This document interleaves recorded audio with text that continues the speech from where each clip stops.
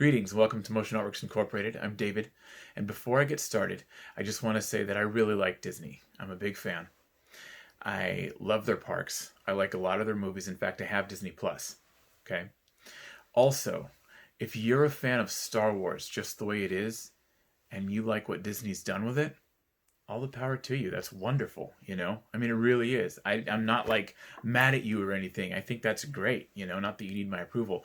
But art is subjective, you know? And if you have kind of a different conclusion than I do about kind of Star Wars and where it's gone, that's okay. You know, that's great. I mean, let's talk about it. Leave it in the comments if you want. I just ask that you be respectful, of course, you know? And in return, I'll try to be respectful to you as well. That being said, I do have probably some harsh criticisms. I'm not going to lie, in this video. But hopefully it'll be entertaining. Hopefully, you know, you'll see my point a little bit. You know what I mean? I feel like they're pretty valid arguments. But again, I'd love to discuss it with everyone. Or anyone who would want to discuss it. Go ahead and like this video. Take a leap of faith and assume you're actually going to enjoy it. And subscribe to my channel if you haven't yet. All right, with nothing further, let's get to it. Before we even begin, I understand the allure of Star Wars. When A New Hope came out in 1977, it was technologically unlike anything anyone had seen before. Then, with The Empire Strikes Back, came probably the biggest twist in cinematic history. And not just the biggest twist, it was accompanied with a serious question. How is this going to resolve? Spoiler alert from here on. Yes, there are some people who are totally unfamiliar with Star Wars. At first I couldn't believe it either. Anyway, when we found out that Darth Vader was Luke's father, it blew us away, of course, but not just that. It whet our appetites for more. It wasn't merely the resolve at the end of the movie. It gave us the shock of a crazy ending, but we didn't want it to end. No, this isn't the only cliffhanger, and it isn't the only twist ending either. But it is the only movie to do both so incredibly well. Sure, others have tried, but in my opinion, Empire Strikes Back is the best. Naturally then, audiences flocked to the theaters for Return of the Jedi. And that ending finally gave us resolve we were craving for so long. Not that we weren't enjoying the journey there, though. So those were the first three. Yes, I know, they were episodes 4 through 6 in the order of events, but I don't care. To me, they're the first three. And there's another motivation for that. They were the most important ones. They weren't the only necessary Star Wars episodes, but they were the most important. 1. It was George Lucas's story and vision. He was the writer and director. Had it not been for George Lucas, we would not have been introduced to the Skywalker family and the galaxy so far, far away. 2. They were unprecedented successes. Space stories and sci-fi had never looked so good or had so much mainstream appeal. Lucas told an intricate and mature story that was accompanied by the best special effects of the time. The action looked real and the story was believable. Audiences rightfully went crazy over Star Wars. Then, 16 years later, George Lucas couldn't resist telling the story of how Darth Vader became Darth Vader. We knew who he was and had heard a little bit about what he used to be and how he changed, but we really didn't know the full story. Yes, okay, fine. These 3 prequels didn't match up cinematically. Perhaps George Lucas wanted to present a more perfect world before the Empire, I don't know. But people were disappointed. I understand why, but I'm still tempted to say, quiet. You're being treated to those characters and this story via George Lucas. And if he wants to put Darth Vader in a tutu and have him sing the Russian national anthem while pirouetting at the very top of the Death Star, then that's what happens in the story. That's Lucas's prerogative. That's how it works, see? The author writes stuff and we take it in. Yeah, okay, so George Lucas hired writers to take liberties with his characters in what's now known as the expanded universe. Then he took those stories to construct certain minor details in episodes 1 to 3. But he's still the captain of the vessel. Maybe he hadn't thought up General Grievous, but he was the one who decided to use him. Furthermore, the expanded universe was a series of works passionately penned by genuine fans of Star Wars. These authors had great respect for the source material, and the main story was still originated by George Lucas. Make as many jokes as you want about Anakin's lines, but that was what the character said. That was the person he was. Why? Because George Lucas said so.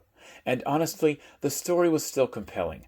I was blown away by the fight scene between Obi-Wan and Anakin, and I was equally blown away when they fitted the Vader mask to his burned face. It was dark, it was intense, and it gave us a satisfaction we had been longing for since we first knew of Darth Vader. Okay, now we have the full story. Thank you, George Lucas. That was pretty cool. But then he sold Lucasfilm to Disney.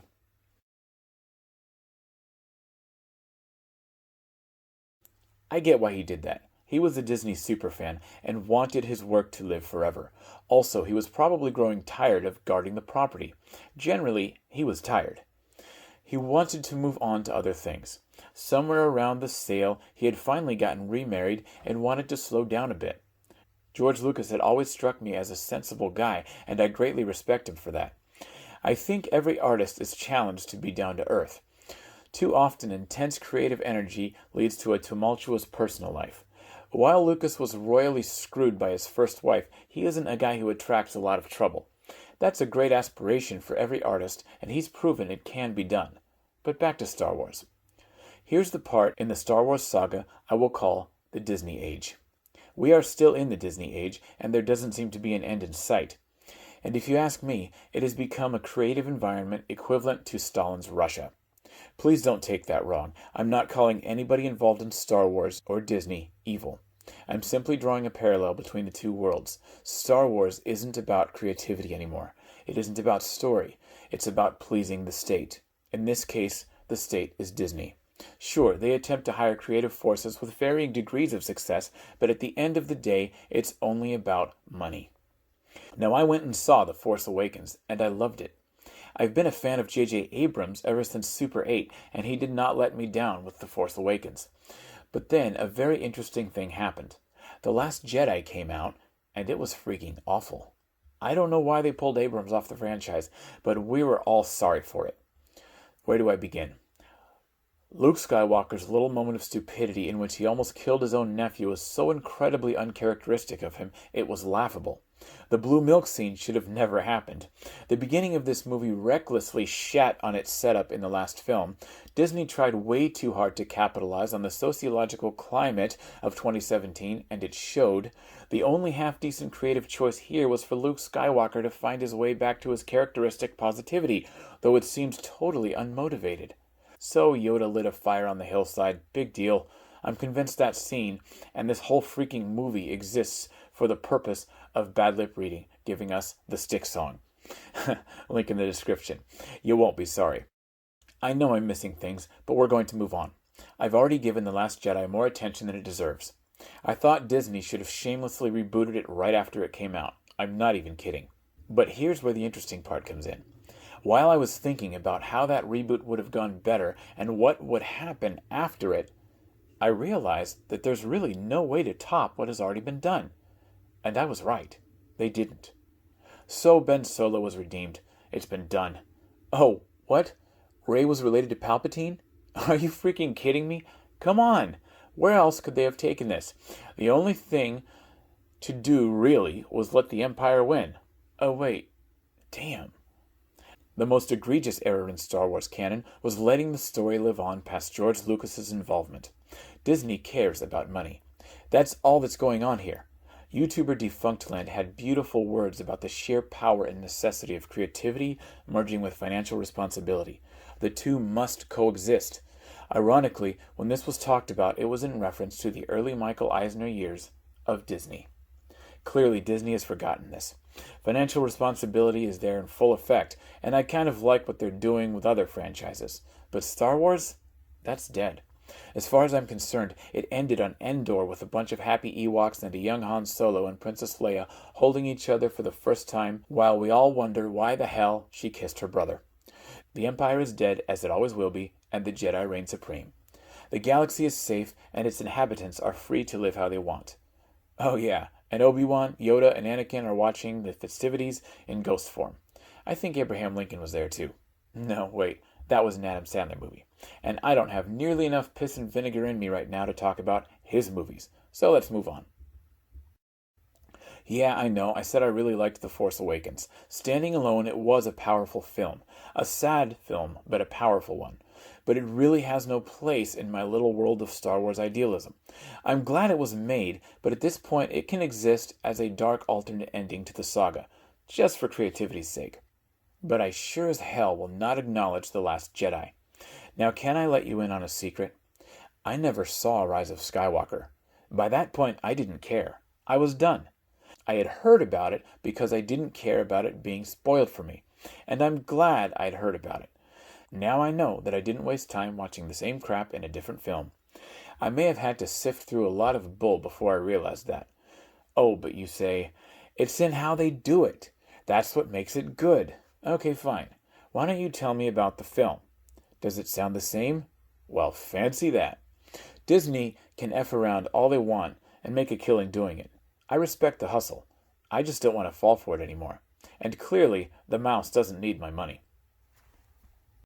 Again, I welcome any and all comments as long as they're respectful. Thank you again for joining me. And go ahead and give this video a like if you haven't yet. And be sure to subscribe to my channel so you can be notified of all of the new videos that come out. I'm trying to go 2 times a week posting. So anyway, I will see you all soon. Bye.